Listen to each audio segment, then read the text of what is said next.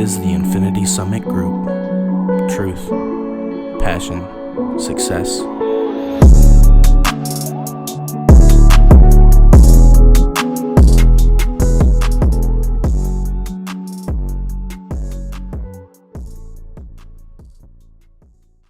Talking about No More Mr. Nice Guy by, who is it by? Oh boy. Somebody. Let's see. 2 seconds. All right. I'm not good with authors. By the way, I'm Xavier. I'm Logan. Jesse. Noah.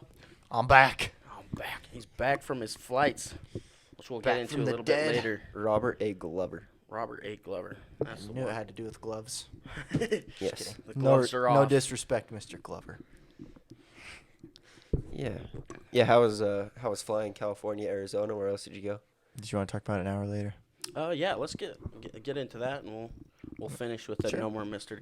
Nice Guy. Yeah. So what they had me do is I flew up the coast of California, inland a little bit. I tried to go see the redwoods. They wouldn't let us up that far.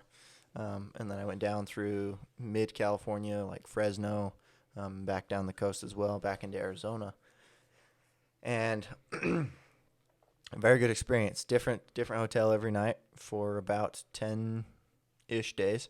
So it was a long time to be away from home. A little bit too long. Did you miss home, or were you excited to just be out? I missed the wife. If the wife was with me, I could have still been out there. It's not a big deal. Yeah. You know, obviously I missed everyone else too, but that was the main thing. You know, when you get used to sleeping next to someone every night and having someone to settle down with every night and all that jazz and hang out with during the day, then it's interesting. Built But, a little different. Built so different.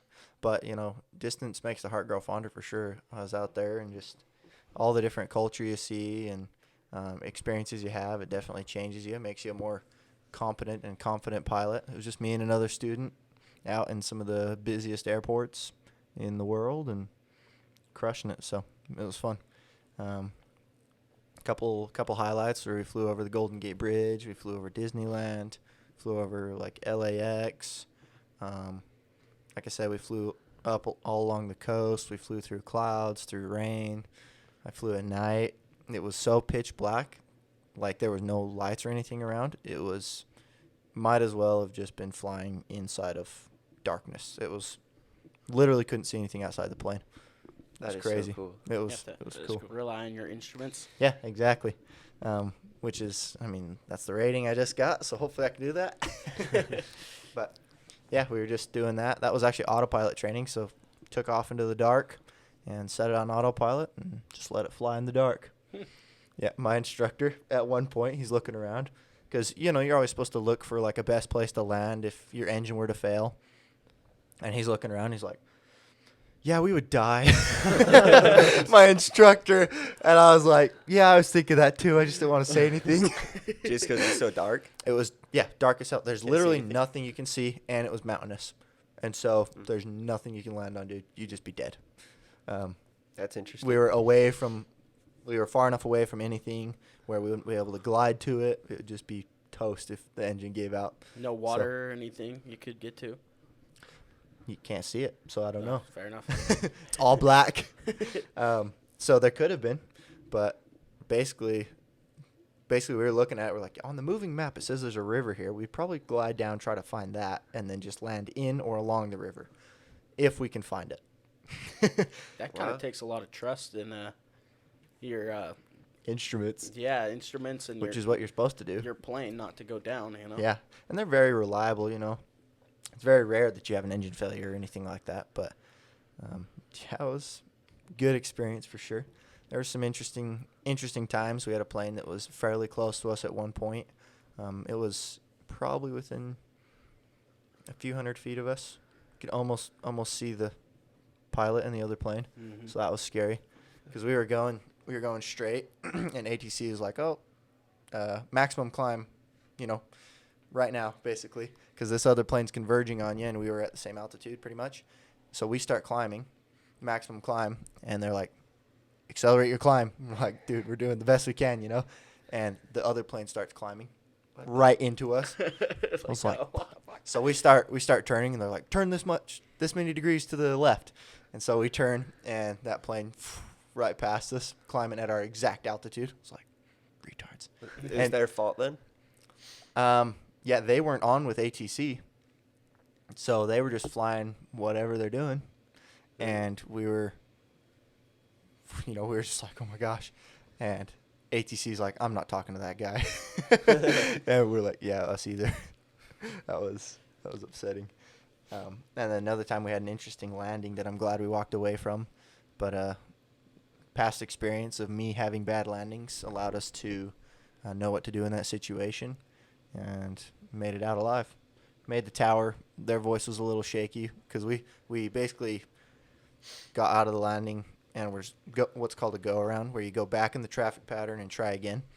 And the tower's voice was a little shaky. We're like, going around, and they came on. They're like, all right, left traffic, What happened? Because they saw our landing was a little bit rough. Basically what happens is on that particular airport, the runway was sloped and had a bump in it.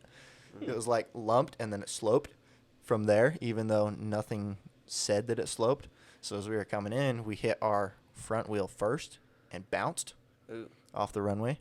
Generally, you've got things similar to that. Like when you're coming and you do what's called a flare, when you're coming into the runway and you're when the airplane turns, not turns, but rotates, and then they float for a minute before setting down. So sometimes when you do that, you can float up too high. That's called a balloon, and that's fine. You can recover from that. You go up, back down, and then just flare again. It's not a big deal. But what this thing is called a porpoise. And when you hit, it bounces you up and does something similar to a balloon. But instead of recovering from that, what happens is it gets worse. So you go back down and you hit again, and it just keeps getting worse until you crash. Okay. So we did that, and luckily I had done that before. My partner hadn't seen that happen before. He'd never done it, so he hadn't experienced it. He doesn't know, so he's just trying to recover from it. And I was like, no, full power right now. Get that thing in there. And we went around, and we were fine. So it was very interesting, and it showed me really what happens when when something happens out of the ordinary for someone, and how they can handle stress and all sorts of stuff. He was super shaky and stuff, and I was like, dude, I had to be calm until we got on the ground, and then I could have my shakies, Later that night, I was thinking about it, shaking like a crazy person. Like, damn, that could have been bad. But in the moment, I was like, no, I have to be calm. We got to get back on that runway, because he's still the one flying, and he's scared shitless right now, Mm-hmm. So it was a very, very interesting time. And I realized something while I was down there. So I was like, I was just chilling there, and I realized how much I appreciate Tammy, and how much I was missing her, whatever.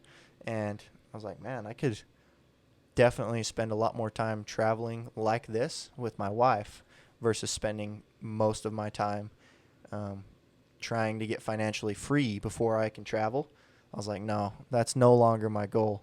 It's to get financially free before I can travel like that. It's to get as much adventure and experience in with the wife along the way, because financial freedom's coming one way or another. Mm-hmm. It's not even a question. But yeah, definitely changed my whole perspective on life that way. Made me realize how much of an obsession it had become and all that. Not necessarily that it's a terrible obsession, but when you've got a wife and things like that, you got to learn where your priorities are at. Mm-hmm. So I've been working my best to, we'll say, actualize that realization in my life with her, and it's been good thus far. Yeah. Yeah, you tend to go extreme one way or another. Dude. Like Yeah, once you you jump off find the boat. something, it's like, Dude, okay, I dive head first. dive. yeah. But that's Wait, there's no nets. I don't care. I'll grow wings if I have to. I mean, it usually works out. it's not a bad thing. Yeah. It's the power of intention. It's really. actually one of the things I love about myself is that as soon as I decide to do something, it's happening. One way or another, it's going down, Mm-hmm. And so I love that about myself, but at the same time, like, all right, I can I can learn balance here. I know it. So, yeah. Now the objective is to go on many, many adventures, even if my bank account doesn't reflect financial freedom at this point. That's the tricky part. That's Is I've sweet. been like trying to feel that lately. It's like, how do I have a lot of fun right now, and not do things that are extremely expensive? Yeah. It's tricky. It's going to be hard. Yeah, how's the skydiving going? I haven't started yet. I want to go next week or this Thursday, but it's looking more like next week. And that's for just a fun jump or to actually start learning? Well, I How to mean, do it by yourself. everything's learning. And it's going to be fun too, because I'm terrified of heights, and I've never It's done your it. first one, right? Yeah. Yeah. So it'll Okay. just be This will be just just be you strapped to an yeah. instructor. Exactly. I don't even know if I want to learn it yet, but I know I want to. I want to go wanna out by go. myself. I want to Yeah. learn how to base jump, or the glide suits. Dude, those are insane. Say less. I want to do that. That'd be gnarly. fucking cool. Yeah. So fucking cool.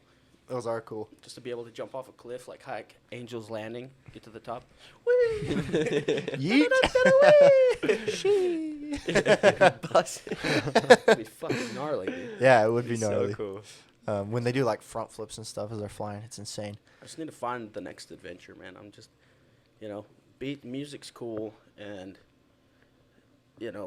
setting up an online store is cool, and working out. I definitely need to start those things, but I need to find something that's An adventure on the side. dangerous. Yeah. Just kidding. No, serious. Yeah. That's part of what draws me to aviation. Mm-hmm. Because I know any day I may not come home alive.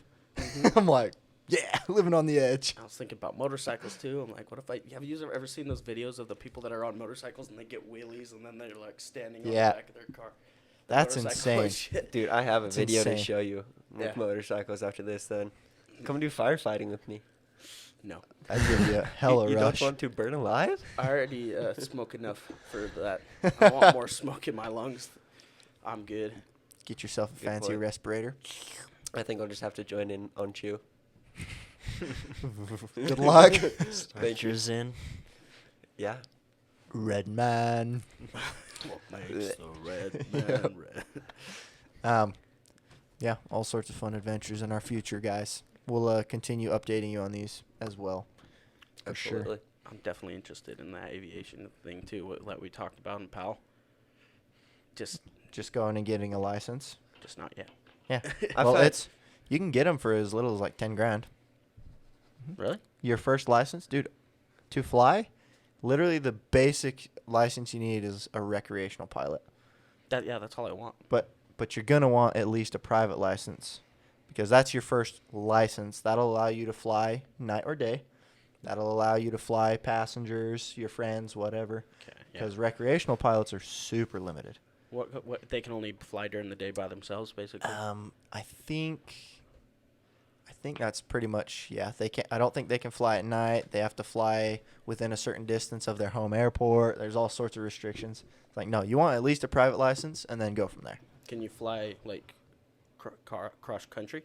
As a private pilot, yeah. Yeah. You'll actually fly cross country by yourself as a private pilot to get your rating. That would be Yeah. sick.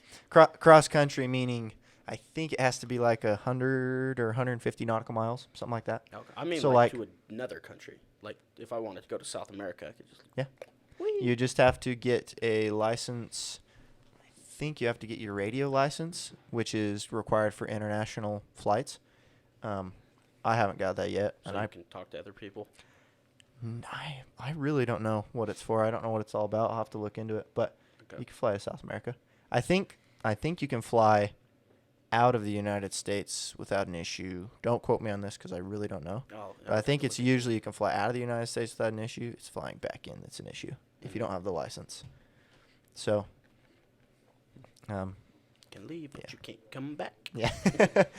So if you get a private license and your radio license, I think you can do that. But if you're going to be flying across countries like that, you'll want your instrument rating too, Okay.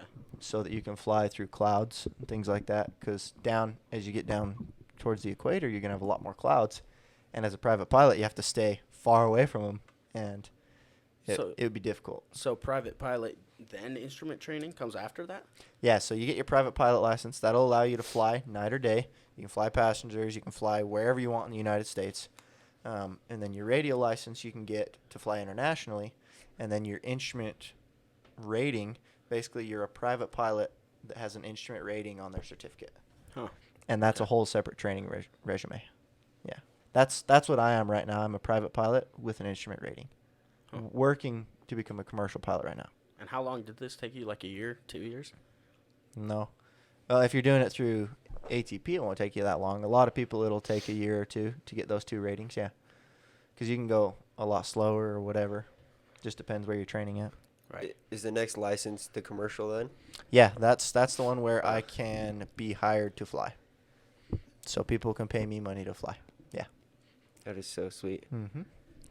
Yeah, I would love to get the license once you're a trainer and stuff. Yeah. I've had multiple people in the family say, "Oh, I want to do it." Granted, they probably won't, but Yeah. it's a good idea. Yeah, and I could do it. I could either just tell them to go where I'm instructing at, whether or not it's ATP, or you could go through ATP and just say, hey, this is the only rating I want. Are you guys down for that? I'm sure they'd figure out something because you're offering them a grundle of money. Yeah. So, yeah. If you were a private pilot, you couldn't take money? Like, if say your friend wanted to fly to, like, New York, and he doesn't want to, like, pay for commercial, he could be like, yo, let me give you, like, $500 to take me to New York, and you do it. You can't pay less than the pro rata share, meaning you can't pay less than your fair share. So if you have only 2 people going, you can't pay less than half of the expenses for fuel, oil, like airport fees, things like that. Okay. So As a private pilot. So you're paying for they would be paying for, like, Half the of it. gas, not your time. Yeah, they can only pay for like half of the gas. Huh. I'm sure you could do it off books you'd or have- something. Well, yeah, but like, legally. Legally, you have to pay the pro rata share is what it's called. Okay. And then as a private pilot, I mean, it's there's a gray area too, you know. You're not supposed to be able to have compensation, but you can actually be paid to fly as a private pilot if I think you can test planes for a manufacturer and get paid for it. That would be That's cool. a bit sketchy. Yeah. Yeah, it That would- could be sketchy. I'm sure there's other things where you have to like have a certain number of hours, things like that to do that.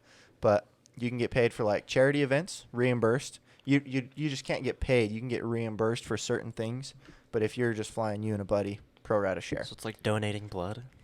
Get paid for your time, not for Yeah. donating blood. Yeah, kind of. So you can get paid for like charity, you can get paid for doing the flight testing, and then a couple of other things like that if it's incidental to business. So if you've got a business trip that you're going on and you're like, oh, instead of driving, I want to fly out there, and then someone else, instead of driving, flies with you, they can reimburse you for their costs, you know, Right. as business, but that one would get gray as well. Mhm. Some of it's pretty gray, but I'm sure you can figure it out. And with the privates, you can fly the whole country. Yeah. And then except for Washington, D.C., around there, you actually have to have special licenses aside from everything else to fly, like, within 60 miles of D.C. Because the White House 'cause and the White shit. House. And all 60 that miles, stuff. wow. Yeah, screw that. Yeah, it's state got anyway. a massive red Yeah, it's zone, not like, even a state. don't fly here. I'm in the Washington. And then They're trying to make it a state. It's a district, but yeah. sick. It's bullshit. Anyways. And then you actually can be you can be a commercially rated private pilot. Okay. So if you get your private and then commercial, you can do that without going through the instrument phase. But there's restrictions on that. You can't be paid to fly with any more than 50 miles from your home airport, and you can't fly for hire at night. So all you could do is, like, take day trips where people are like, I just want to see the city. Yeah. Okay. That's the people that you're going to find at national parks, things like that, who just do helicopter rides or whatever around and do that. Well, obviously helicopter is like a whole different license, but how Yes. similar is it? Not.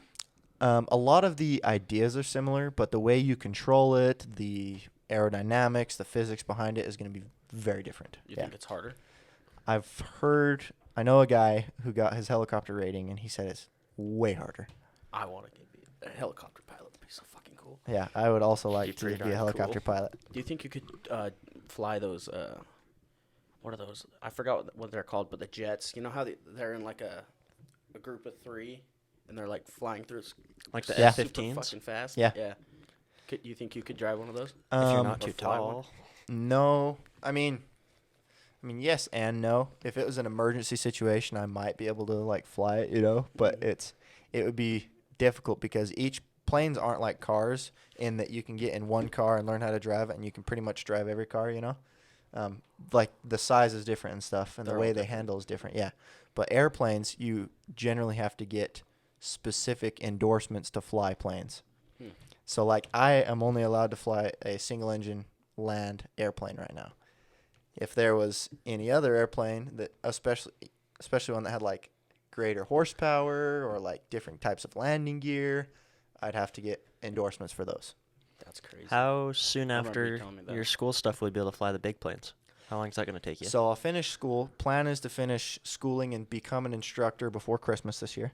And then it'll probably be realistically about 2 years that I'll be instructing. How do you go to, like, how do you get to fly the big planes for, like, practice and stuff? Is it all simulators, or No. do they just throw well, you on a plane and say, go for Yeah, it? so you'll be doing a lot of simulators. From what I understand, they'll hire you before you have your 1,500 hours, and then as soon as you hit 1,500, you just go. 1,500. Gosh, I thought it was 10,000. No, 10,000 seems so much more reasonable to me. 10,000 is so many That would hours be- in an yeah, that, airplane. like- It's like a year of flying 8 hours a day. Yeah. Yeah, I'll be flying. I mean, like I said, after approximately 3 years, my year for training and 2 years for instructing, that'll be about my 1,500 mark. That's quite a Wow. long time, and a lot of students I'll be Yeah. going through too.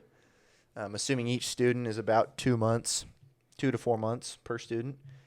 Yeah, and Some I'll of be you may having die. I'll be having up to 6 students. Yeah, you can. I mean, there was some crazy realism brought to me when I first started there.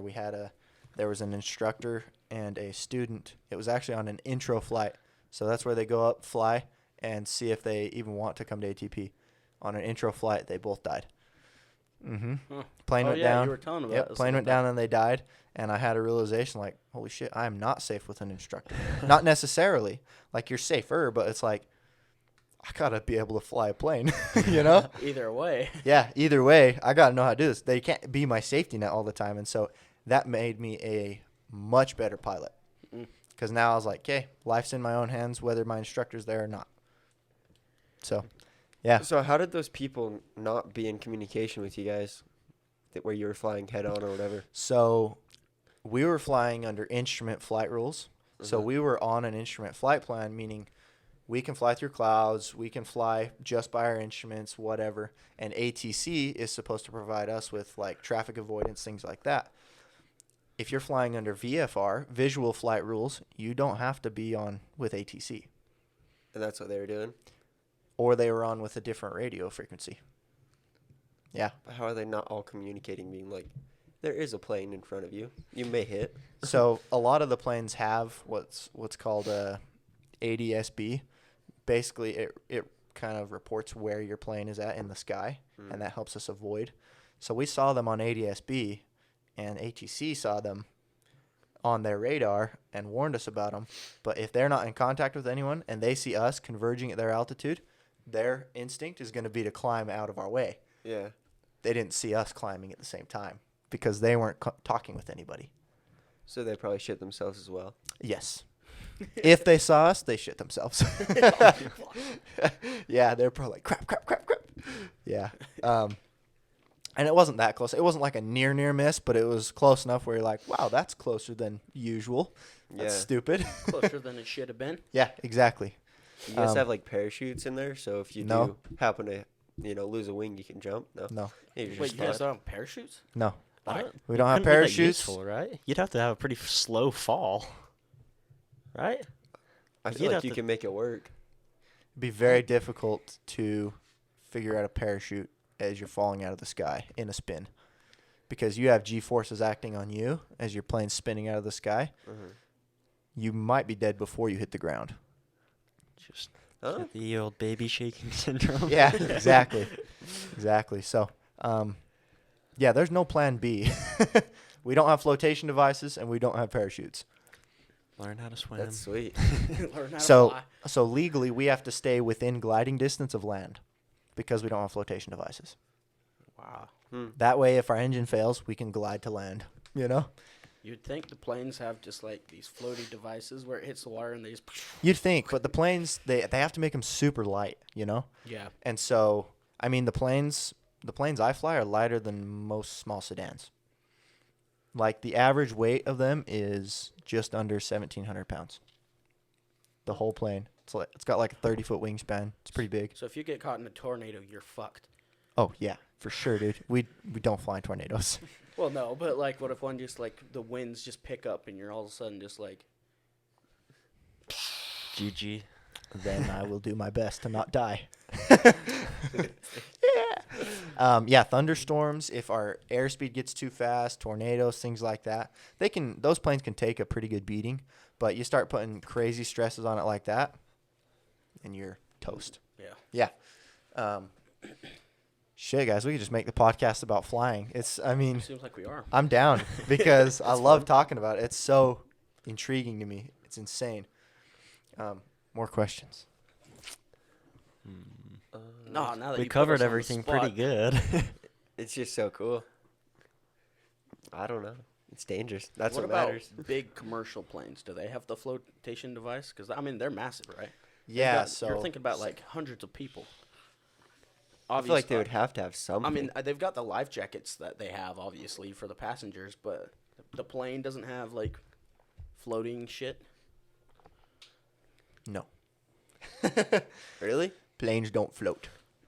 So, Okay. just one sec. That was loud. Huh? I said that was loud. Got really close. So it's simply just a death trap waiting to happen. It sounds like it. Just you the get- it's a car. You death wouldn't trap expect when your you get in car the to float. Yeah. No, with the amount of training we Sure. have, it's actually way, way, way safer to fly in a plane than a car.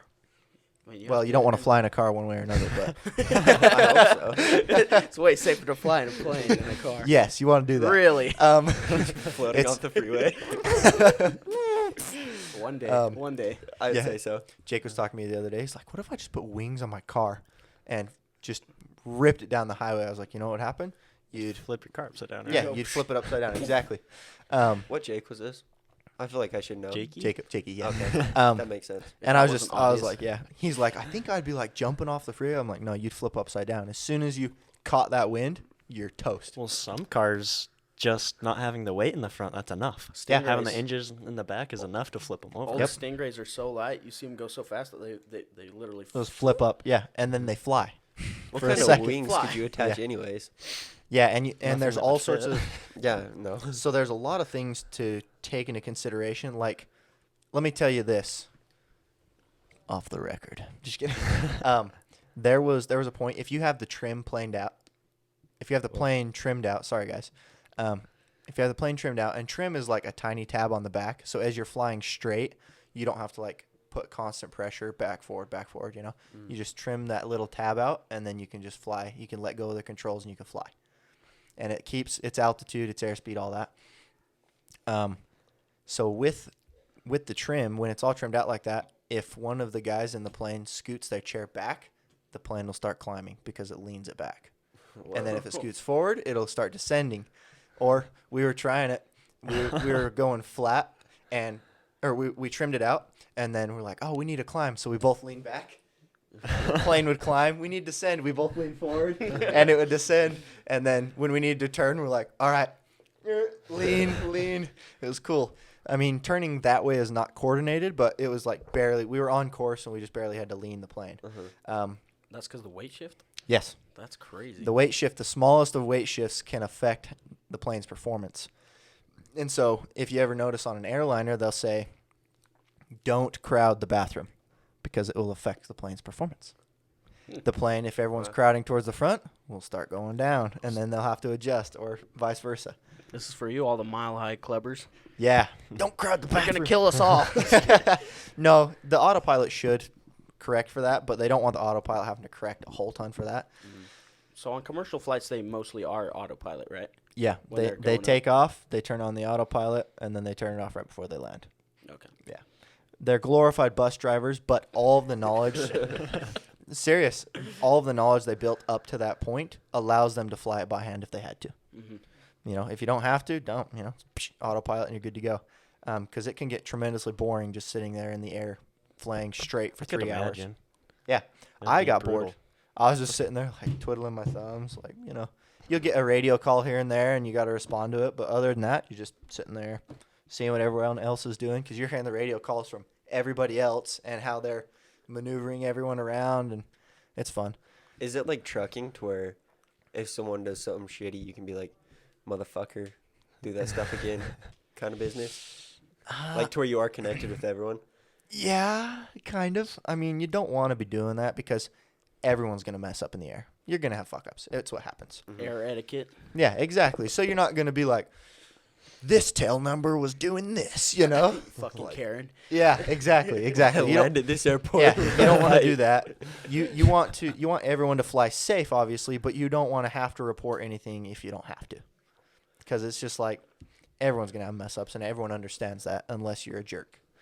So it's interesting, and there's a certain etiquette to it. Obviously, if it doesn't interfere with the safety of flight, then whatever. But there's certain rules you got to follow, everything where you shouldn't have those issues. If you do, then you can get what's called a pilot deviation, and you can actually, they'll say, hey, when you're ready, we've got a number for you to copy down that you need to call, potential pilot deviation, and you can get your license suspended or taken away entirely for those. Huh. And that's something as simple as they told you to turn to a certain heading, and you heard a different heading. You turn to that heading, which is not following their instructions. Then that could be a pilot deviation, potentially. Is that even when you're a private pilot? Yeah. Oh, okay. Or if you taxi into a certain spot where they didn't tell you to taxi, if you go onto a runway without them telling you to, all sorts of crazy stuff they can give you a pilot deviation for. So it's not like on the movies where you can just go to like a private little like air base and just take off anywhere. You can. You can. You can. Huh. So if it's non-towered, then you make all radio calls yourself. So, for example, Brigham City, if you're on the ground and you have your plane there, you'd be like, Brigham City traffic, my plane is called a Skyhawk. It's the brand of it, essentially. It's technically a Cessna 172S, but for short it's called a Skyhawk. So you just say Skyhawk, say 1692 Tango, at this certain location on the airport, taxiing to runway X via this taxiway. And so everyone in the airport, because each airport has its own specific frequency you want to be on to talk to people in the traffic pattern. And so everyone knows you're doing that. And then if anyone is going to have an issue with that, they'll be like, oh, just letting you know, I'm here on the airport and we're taxiing yada yada. And then you'd be like, oh, okay, we'll just taxi around it, whatever. It's not a big deal. We had a guy one time, he was a jerk. So he came in, we were holding short of a runway, and he landed on the runway, turned around on the runway, taxied back to where we were, and we're like, dude, just go to the next taxiway. We're literally sitting on this taxiway. He's like, no, come onto the runway, taxi next to me, which 2 planes on the runway is a fat no-no. But we did.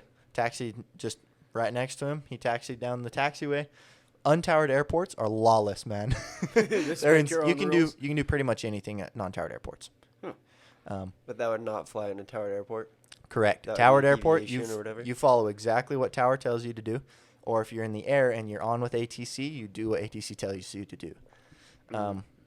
Especially if you're on an instrument flight plan, because then you have to follow what they say. When you're visual, it's not as big of a deal. They'll just tell you traffic here, and then you'd be like, oh, yep, got that traffic in sight. They're not an issue, no factor. But there's so much to it that it's just like, fuck. Do you wear this clothes when you fly? I wear ATP shirts, but yes, this is what I would wear, just regular clothes. Yeah. There's no fancy suits and helmets? Not necessarily. So at the airlines, I'll have a uniform, and at ATP, I have a uniform that I have to wear. But outside of that, if you're just flying your own plane or just going or renting a plane, just wear whatever, fly. Obviously, if you dress nicer and you look nicer, they're going to trust you more with their rental plane. Yeah. But and they take you out and they do a flight. I forgot what it's called, but they'll essentially take you out in one of their planes, make sure you're a good pilot, and then they'll rent to you. Yeah. Yeah, that's a Cessna 172. Exactly. That's it? That's what I fly.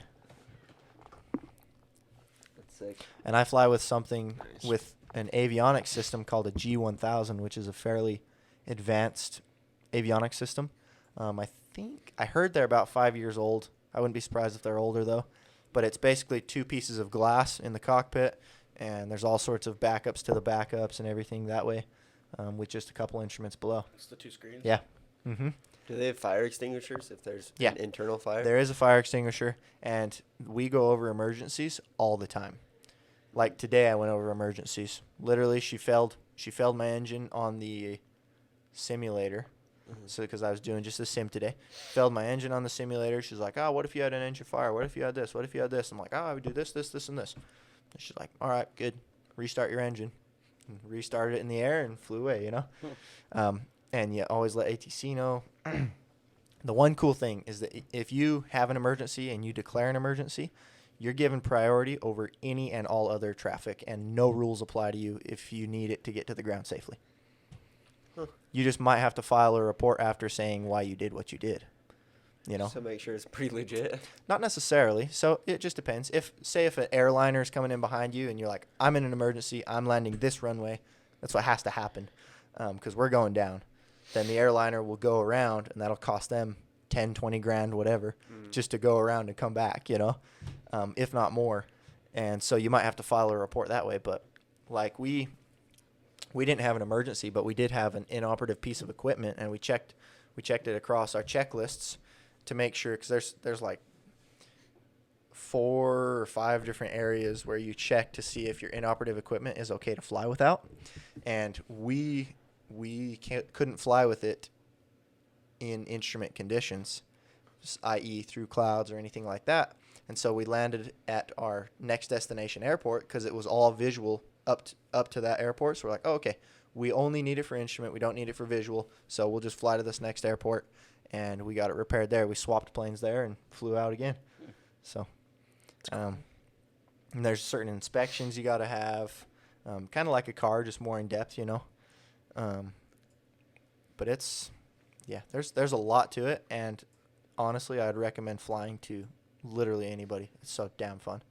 And it's freeing. When you're on the ground driving, you're just like, man, I wish I was in the air. It's just flying there. So much nicer. Yeah, exactly. Fly to Walmart. Yeah. Yeah. Even in these smaller planes, you know, they're not very fast, but you can get it to where you're going pretty darn quick. My highest ground speed that I've seen, ground speed being my that's what your car does, is it has a ground speed, and it's in miles per hour. This planes are in knots per hour, and that's just a little bit faster than a mile per hour. And so the highest ground speed I've seen in one of those planes was 165 because we had a good tailwind. And so we were just flying through the air. Yeah. But it's pretty darn fun. And you can get there. I flew from Ogden to St. George and back up to Cedar City in 3.7 hours. Wow. So That's fast. very fast. That's pretty cool. That's a 6-hour drive, you know? Yeah. So it wasn't bad. How But how could you learn how to fly like jets? Do you have to go to the military for that? I bet you did. no, not necessarily. So some people, from what I understand, can go to a company if you want to fly like a charter jet, you know, for a company, and just be like, hey, I'm a commercially rated pilot. I've got all these hours, all this experience. If you guys pay for my jet training, then I will fly your guys' plane as a pilot. And they'll be like, roger that. We'll pay for your training. You know, you can do that, but I'm going to the airlines and they'll give me jet training. Oh, for real? Not like F-16s, but what flies the planes are jets. It's, you know, jet engines. And so when I get there, they'll have me do sim time. I think it's like 6 weeks or something of a bunch of sim time, bunch of ground time. I have to learn all the systems, everything like that, everything about the oxygen and all different aircraft systems. Basically, if you want to know anything about a specific airplane, just ask the pilots and they'll know because they have to. Yeah. And after that, I believe the first time I'm going to be in a large jet like airliner will be when I have passengers. Huh. That'll be crazy. Yeah, it'll be that's a little fun. nuts. But I'll be good enough at that point where it'll be fine. And I imagine what'll happen is they'll probably have me do fly-alongs, kind of like that, you know, where I just kind of observe and then Co-pilot. co-pilot and then pilot. Yeah, basically. they're not just going to trust 300 people to a person, You've only done sim? Sweet, go for it. You know how to so fly I a plane. was like, that makes me nervous. Like, what the fuck? Yeah, no, they're very safe, and there's always 2 pilots, at least. I've seen 3 before. Up in the cockpit, they'll just squeeze together. Just in case. Yeah, and then some of them can have like 6 or 8 pilots on the plane, because if it's like a 20-hour flight to Australia, they'll switch shifts as they fly, and then the other set will go rest or whatever, and they've got their own cabins and everything. What if it's, say on the movies, you see those and both the pilots are down and they go and they're like, does anyone here know how to Good fly a fucking plane? luck. Like, if somebody was a pilot, could they just be like, yo, I'm a pilot, I'm going to take over now? Potentially. So what would have to better happen? than nobody. Well, Yeah, right, that's but- better than nobody, but it's not going to be much better. So basically what would have to happen is they'll be like, okay, I'm a pilot. I have a private rating. That's all I have. They would have to get on with ATC because they're already going to be on a radio with someone, right? Yeah. They just put their headset on and be like, okay, this is what I personally would do if this situation happened. I would get their radios on me. And I'd be like, hey, this is the ratings I have. This is all that I've flown. I'm going to need you guys to walk me through this if we want this plane to land. And also, we're definitely in an emergency. So get me where we can, Tell me how to use these avionics. I would tell them, I have experience with this, this, and this.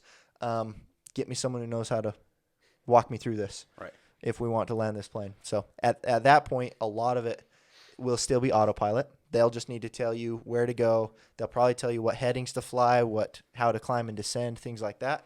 And then they'll get you lined up perfectly with a runway. They'll get you far out enough where you can get your flaps in and everything. And they'll probably have you go in as slow as you can all the way to the runway. And then I believe a lot of them have a machine that tells you when to flare with the big ones. So you'd be like, flare, flare. And then you just gently flare and hope you don't fuck up too much. Yeah. Yeah. So that's what I would do. Immediately get on with ATC and be like, okay, what can we do here? Because I would like to live, and stay. Literally, the most important thing for ATC and pilots is remain calm, because you start panicking, and I've seen this. You start panicking, you'll forget shit, and all your training goes out the window. Mm-hmm. Literally, you're just gone. So So a random citizen would have simply no chance, even if they walked you through it. I'm sorry to say they'd probably die and take everyone with them. Worth They'd a probably shot, though. fuck it up more. Yeah, it's worth a shot. But as for random citizens, if you're doing that, get on the radios. Click that radio button if you can. It's usually on the control stick. And just be like, hey, walk me through this. This is what I've got going on. If there's any chance, and try to stay as calm as you can, because, yeah, it's going to be a wild ride. Kind of fun, though. I mean, up until you you hit the ground, yeah. If you lived, that would be a legendary story. But you don't hear those stories Yeah. Because they don't die. happen. Exactly. But that doesn't generally happen. Sometimes it'll happen where one of the pilots goes out of commission. They get some kind of sickness in the air, hypoxia, whatever. They pass out, and the other pilot has to land it, and then they have to make a report and things like that. But yeah, it's and I'm sure I'll have some sort of emergency like that one day. But literally, if you don't stay calm, you're screwed. Hmm. It's insane how fast everything goes out the window when you panic. Because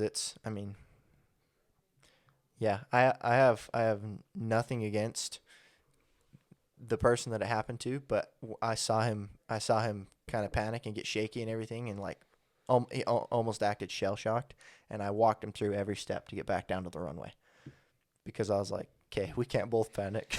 Yeah. We have to do this. If this happens, we're both gonna Yeah, die. and that's why they give us so many emergency situations, because if you simulate it enough, it's going to be second nature, 1, and 2, you're not going to panic when it happens in real life. If I had an engine failure, engine fire, whatever in flight right now, I'd be like, "Wow, that sucks. All right, let's get it done." Kind of desensitizes you to it. Yeah, exactly. And that's the hope. And after 1,500 hours, and after how many students training him, you've got damn good pilots in those seats. Mm-hmm. Yeah, there's very, very, very slim chance you're gonna be in an accident in one of those big planes. Does that transfer to other realms of your life? Do you feel like, since you've gone through that with Yeah. like planes, it'll Yeah. like, helps you be calm with everything? Yeah, it's hard to rile me these days, man.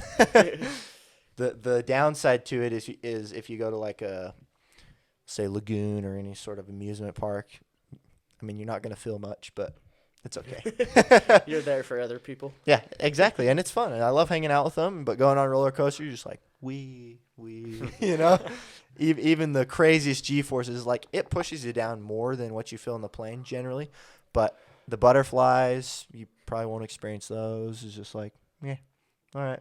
That's weird. See, I'm already there with that. Like, obviously, like, planes would be a whole fucking different story. But, like, Yeah. any roller coaster now is like, okay. Motion sickness Yeah. doesn't really happen now. It's just you get desensitized to it, and you're just like, eh, So used I've to it. experienced this before. Yeah.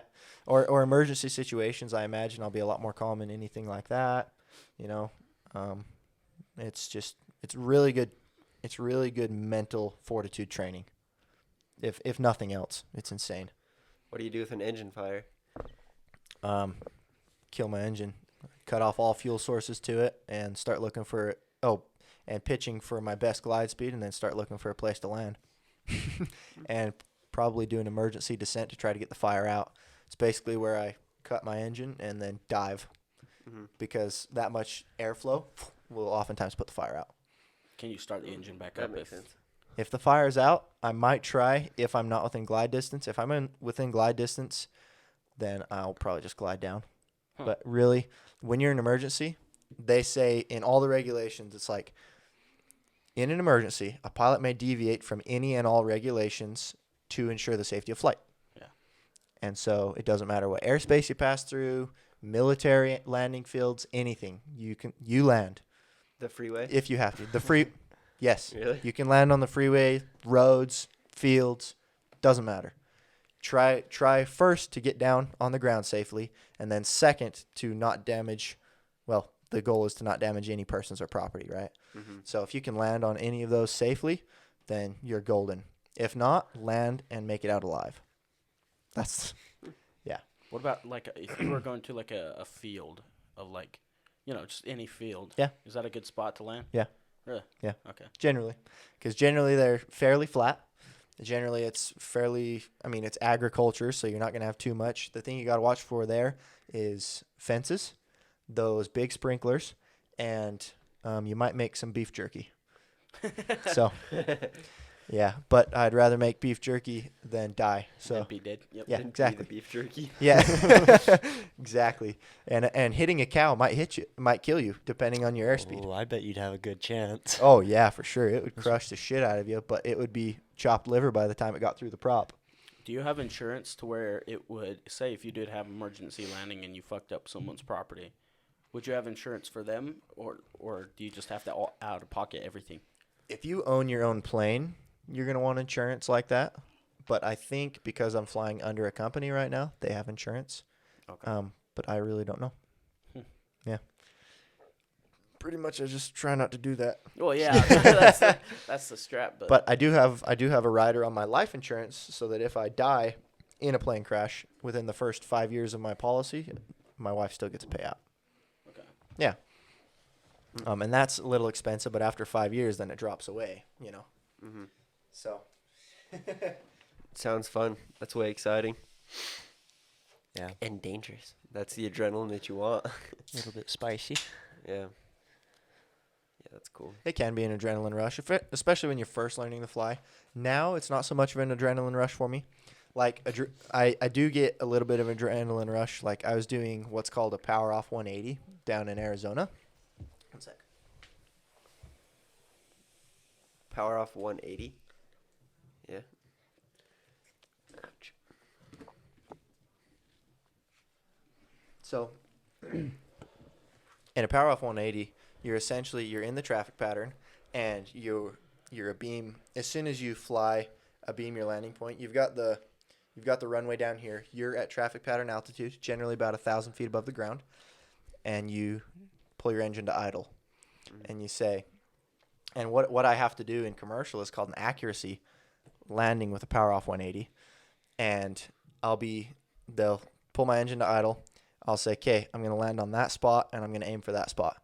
So now I have to go without engine power. I have to figure out how to get the plane with whatever winds are happening, whatever the temperatures are for the day, because that all affects the characteristics of the plane.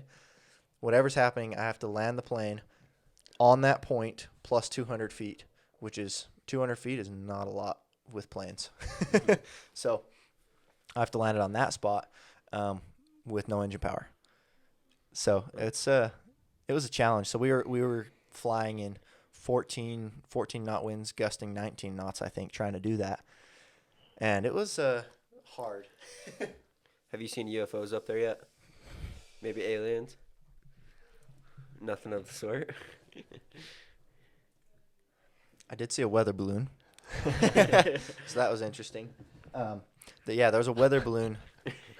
I got to be careful because it's like attached to a chain, and there's a weather balloon up there. It's hard to see it. I was like, what the hell's that thing? That silver thing floating out there? Weather balloon. But I would love to see a UFO, man. That'd be so sick. You probably will. Something along those lines. Does the emergency landing still apply when you're out of country?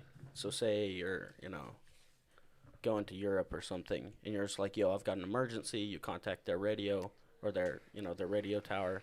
Yes. Yeah?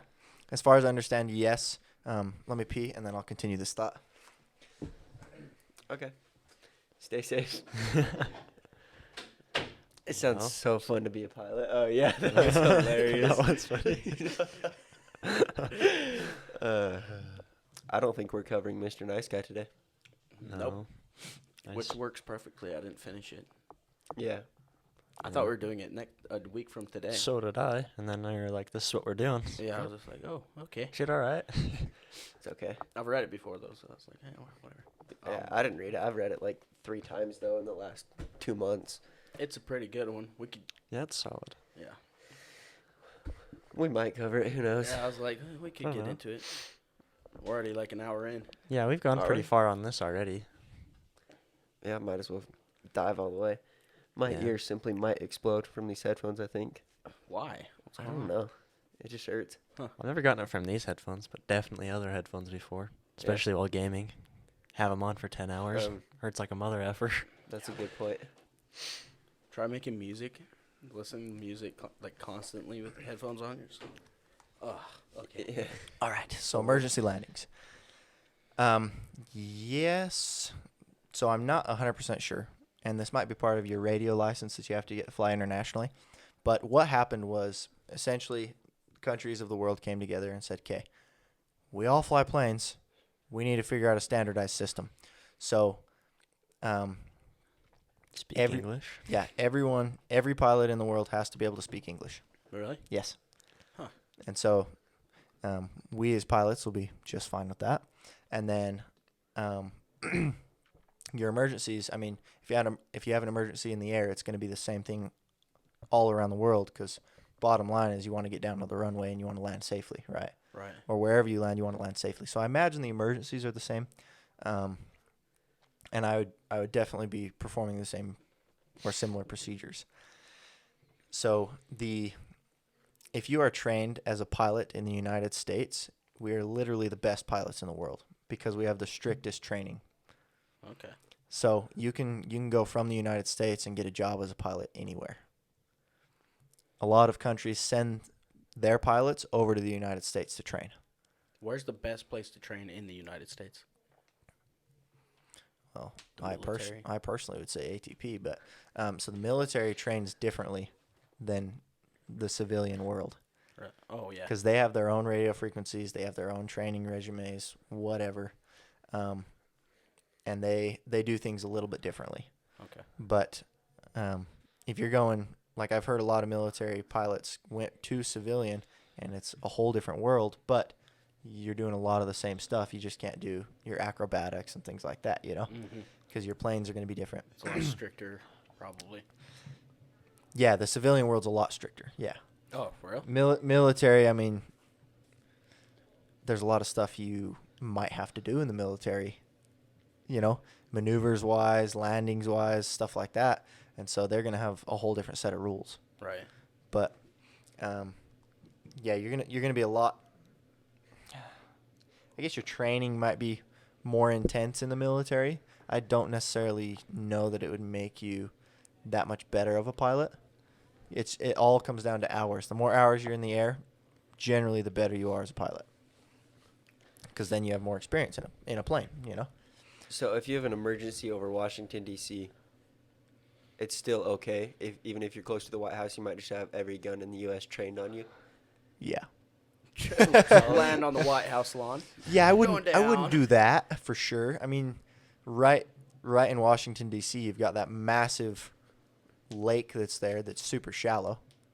That would be right in front of the Smithsonian's, that would be better to land in. It's like the one with the obelisk dilly-dell Yeah. right there. But if you're in D.C., you've already had specialized training specifically for D.C., and I'll bet you they have specific emergency places they want you to land and things like that just in case. But I don't know. I haven't had training for D.C. Good point. But for anyone out there, I'd highly recommend at least getting your private license because it's just such an insane experience. Not only the adrenaline, but like learning how to fly. And a lot of our students at ATP have their first solo after, I think it's between, I want to say they get 50 hours or 40 hours in before they solo. And I soloed at 15 hours. Oh. So as soon as your wheels leave that runway, you just realize, holy shit, my life is literally in my own hands now. And it's humbling, to say the least. What happened with the guy that landed in the Hudson River? Solely? Yeah, as far as I understood, they hit birds on their climb out, and they weren't high enough to make it to a runway or any good place to land in a massive jet because you're pretty limited in a big jet, Pretty much you're going to want runways. So he, as pilot in command, decided that the Hudson was going to be his best bet of keeping all of his passengers alive, and so he landed in the Hudson and got away with it. They came after him because they're like, you could have landed this and this and this, He's like, no, I couldn't have. I was pilot in command. I know what I could have landed, and no, I couldn't have. And everyone made it out alive, and so it's as far as I understand, he got away with it. Yeah, they made a movie about it. Tom Hanks. Yep. Yes, Right. they did. Things like that aren't going to happen hardly ever, especially in the United States because we have such strict training. A lot of the crashes you hear about are either training pilots, so in your first couple of years of training, and then a lot of the big ones that crash are not from the United States. Huh. Yeah. So it's a fun little world. Definitely would recommend. 10 out of 10. Yeah, that sounds so fun. If you want adrenaline rush like you've never felt before, do it. Mm-hmm.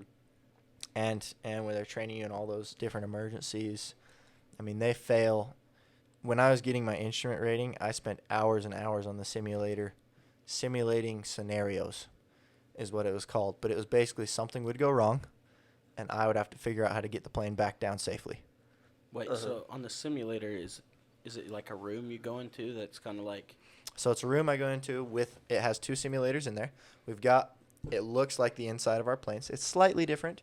And then you've got 3 screens in front of you that are essentially your windows, quote unquote. Mm-hmm. And they have a computer next to them that the instructor's on, and they can choose what scenarios, what winds, what clouds, things like that you get to train on. So you've gone through all these emergency things before, just not Yes. in real life. Correct. Okay. Exactly. And a lot of them I have simulated in real life as well. That's crazy. On my check ride, my they call him a DPE. It's basically your examiner. He turned off one of my screens. He's like, okay, we're doing an approach into Brigham City. Turned off my screen, and I had to turn on my backup and land that way. He failed my comms because they're in the plane simulating ATC. They're like, turn this heading, seeing if you can follow ATC instructions. And he just went silent. And so I had to go through lost comms scenario procedures because if you are on an instrument flight plan and you lose communication, that's bad because you're supposed to follow the communications, right? Mm-hmm. So it was very interesting, and I passed all that and was fine. But yeah, I've gone through all of it. They've simulated engine fires in flight, wing fires in flight, electrical fires in flight, all sorts of stuff. So Wild. yeah, Or I've had them many times. We'll just be flying, doing whatever we're doing, and they'll just pull my power, be like, all right, what do you do? Like, all right, I'm pitching for this glide. I'm landing there. I'm going to circle here, and you circle down. You come within about 200 feet of the ground, fully ready to land this plane. And they're like, all right, looks good. Go around. And then you just pull that or push the power in full and head out of there. Huh. Yeah. So in November, you're leaving for a month, right? It'll probably be around then. Yeah, assuming everything goes to plan, then it'll probably be in November where I'm leaving for a month. Yeah. And what does that look like? I'll be training to be an instructor, so I will be not the flying seat. I'll be in the other seat, and I'll be teaching instructors how to fly. Teaching instructors. Correct. Huh. And then I'll be teaching an examiner how to fly. What the hell? Because they got to make sure that you're you're a good instructor. Yeah. So I'll be doing all that and landing the plane and all that from the right-hand seat. It'll be interesting. And all sorts of emergencies. They're going to train me on literally anything and everything that could go wrong. And then we'll go from there. Yeah. Once I pass all that, then I'll be a halfway decent pilot. Halfway decent pilot. No. I mean, piloting, you just slowly get better over the years. It's never going to be perfect. You're still going to have crappy landings going through your trainings and everything, but already I'm fairly confident. Like if we were to take the boys and go fly to Denver or Florida or whatever, I'm confident I could do that. That'd be fun. How much would that be? That'd be so fun. Very expensive. Okay. Yeah. Very expensive as far as, yeah, because every hour you fly those planes, especially if you get a plane like the ones that I fly with the G1000s and everything, the nice avionics, you might be upwards of $300 an hour. Whoa. Short flights. Yeah. How Yeah. many passengers could it hold? So those specific ones can hold 3 passengers because you've got your pilot and your other front seat and then 2 in the back if you're not outside of the performance limits of the aircraft, which I'd have to determine before we went and flew. I'd determine all of our performance stuff, make sure all the inspections were in place, see what sort of takeoff and landing distances we would have. There's all sorts of stuff that goes into that. And even if all that goes great, if I go outside and on that day, even if we're at the airport, I'm like, yeah, weather's turned to shit. Sorry, guys. I'll cancel the flight. It's not even worth it to not make it down safely, Mm-hmm. So, yeah, it'll be fun. More than likely what'll happen is I can take out one other person for now because I know that's going to be within the limits. That's fine. I've done that not a billion times, but I've done that a lot now. And so I'll probably just take one person at a time up, do an hour or 2 flight, or if we were feeling extra fancy, fly to St. George for the day and back or something. And you'd still have to pay the $300. Mhm. Sweet. And My then, volunteers tribute. and then whatever they charge you overnight. Yeah. So it's definitely more expensive to fly a smaller plane, but you're going to get the experience of flying in the pilot's seat. Which would be in the epic. front seat. Yeah. So you'll see the plane taking off instead of just seeing out the small oval window as you take off. You just see everything blur past and then you're in the air suddenly. Mm-hmm. No, you'll see the runway coming at you full speed and take off. You'll see any planes that happen to cross your path. You'll be hearing the radio calls that are made, all of it, because you'll have your own headset on so we can talk. It's going to be a whole different experience. If it's turbulent that day, those little planes get thrown around. So Sounds so cool. Yeah. I'm very excited to take you guys up. It'll be fun. And I would feel comfortable with it now. I'm just busy as hell. So I'm like, time and money, man. That's what I got to find. Yeah.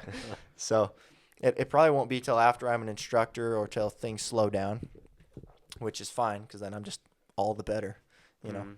But it'll be, yeah, like I said, you'll see any turbulence. And when we come into land, you're probably going to close your eyes a little bit because you'll see the runway coming up at you real quick. You're like, oh my fuck. And then I'll flare out at the last second. You're like, oh, okay. And then you probably will take a breath as soon as we land and we're off the runway. So, yeah, Sounds so fun. it's Mm-hmm. it's insane. You guys will like it. How much math goes into this? or is it like just knowing? It's not a whole lot of complicated math, but it is a lot of preparation. You know, most of it's addition, subtraction, multiplication, things like that. It's not too bad. But you got to take into consideration a lot of factors. Your fuel consideration, you got to make sure you can make that flight with the legal amount of reserves and your personal amount of reserves, because those can be two separate things. You got to make sure your runways are going to be long enough with the winds that you have, your takeoff and landing distances. If it's cold or warm outside, that's going to affect the performance. Just so many different things. If you're taking off behind a big jet or landing behind a big jet, that could be scary because they actually create so much wind around them. It's called a wingtip vortice. You can flip those small planes. Wow. Just, and then you're screwed. Can you take out a loan to buy a plane? Yes, you can. And they are longer loans, from what I understand, 15 to 30 years. So it's like a mortgage. How much do planes cost? You can get them as cheap as 40 to 60. Wow. Still spendy, but Yeah, the ones I fly right now are probably in the 400 range. 400,000. Yeah. What the fuck are those airliners worth? So much. Hundreds of millions. Yeah, So that'd be a really big mess up if you messed up. exactly. Yes. Kind of expensive. Yes, exactly. So you can kind of understand why. And the biggest expense is going to be fuel with those because they go through so much fuel. That's why your airline tickets are expensive. Quote unquote expensive, you know? Yeah. They're pretty cheap right now. Yeah. You can fly all over for pretty cheap.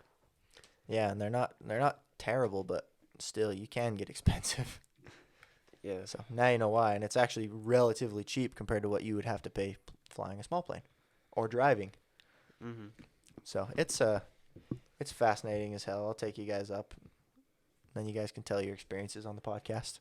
That would be kick. Sounds That would be fun. sick. Yeah. Like I said, it'll probably have to be one at a time. And I got to find a good place that rents them and pay for them to take me up. It'll probably, Do your little interview. yeah, it'll probably cost me $350 to do that, to be able to rent the plane initially. And then they'll let me rent from them whenever, pretty much. Can you rent through ATP? I think so. But it's more expensive than if you went elsewhere and got the same equipment. Huh. Yeah. I think so. But I'd have to double check for sure. A lot of the planes are in use, so it's going to be hard to find a time to do it anyway. Right. But, yeah. Shit, this turned into more of an interview then. This is great. I Yeah, actually, sick. I love talking about this shit. It's fun as hell. I mean, some of the crazy experiences you have. Down in Arizona, I took off next to a C-130. What's that? It's a big 4-propeller military airplane. They have three parallel runways down there, and they took off of one runway, and we took off of the other one, and we were climbing at the same time. That's cool. It was cool. And then one time out in Wendover, I was playing tag with a C-130 on quote-unquote tag. I mean, they don't call it tag or anything, but we were doing the same approach, and we were just both going in, doing the approach, flying out, going in, doing the approach, flying out, and we're playing tag that way. It was fun. See them fly past us a few times. And then you're flying up there with jets all the time and whatnots because they fly. Their approach comes in right over Ogden. And so as we're Right. coming in, they're coming in right over us. It's cool. That's The three-dimensional world as compared to a car is so insane how much that adds. Mm-hmm. Yeah. Simply spectacular, it sounds like. It's pretty damn fun. Mm-hmm. There's a lot of people who's like the older sibling will get into it and then the younger siblings come after them because it's just so cool, you know? I believe And it. it pays hella well, so Yeah. it has the potential to anyway. Mm-hmm. cool. Did we want to talk That's about sick. No More Mr. Nice Guy still? No. I think we should cover it next time. I think we're out of time. All right. I Next apologize, guys, but we'll talk about it next Well, time. That was great. We'll get you next time. Hell yeah. It was a fun podcast anyway. Yeah. Flying is insane. Again, would recommend. But yeah. Cool. Well, like, comment, subscribe. We are still selling the coins. We haven't really advertised them much, but Yeah. it's a work in progress. Yeah. We'll get them. They're going to go into cold storage probably Yeah. for now. Yeah. And then, yeah, when people want to keep joining, then we'll do that. But Yeah. Cool. see you Thank guys you next guys. week. Yeah, Thank you. Peace out. Bye.